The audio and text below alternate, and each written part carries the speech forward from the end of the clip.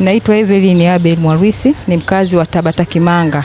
Cha kwanza ni amani, utulivu na upendo, ndio kila kitu. Ninasema hivyo, bila amani hata hizo rangi za bendera tutaziona.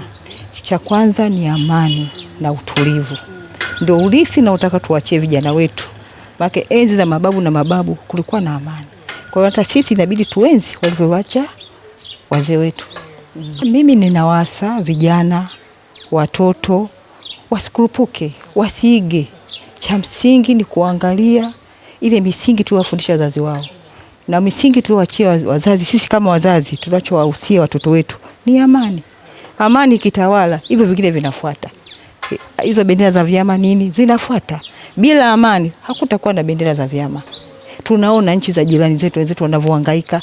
Kwa hiyo amani ni kila kitu. Vita ina madhara mengi. Cha kwanza tusiangalie tu madhara. Watu wanaokufa. Kuna watoto wanakufa sio na hatia, kuna watu wanakufa sio na hatia. Kwa hiyo damu nyingi zinamwagika kwa sababu ya vita. Kwa hiyo mimi ninachowahusia, mimi vijana, neno langu ninalowaambia, waitunze amani ya nchi yetu. Watunze upendo na utulivu wa nchi yetu. Hivyo ni kila kitu. Cha kwanza ni amani, hivyo vingine vinafuata. Maana gharama yake ni kubwa. Ni kubwa. Yaani ukitaka kuvuruga amani, mpaka kuja kutuliza amani ipatikane, gharama yake ni kubwa. Kwa hiyo tusijaribu hicho kitu. Tusijaribu, tuendelee kuenzi jinsi babu zetu walipata uhuru kwa njia ya amani, na sisi tuendelee kuweka amani. Hakuna. Yaani mfano hai tuangalie majirani zetu wanavyoathirika.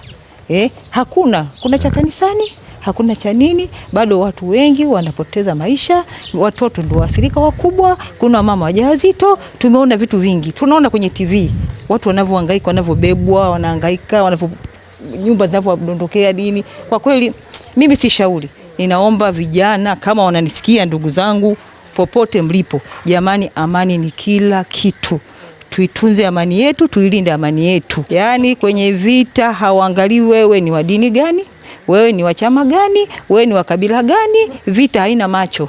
Kwa hiyo tusiombe tukafika huko. Cha msingi ni amani na utulivu tu, ndo tuitunze.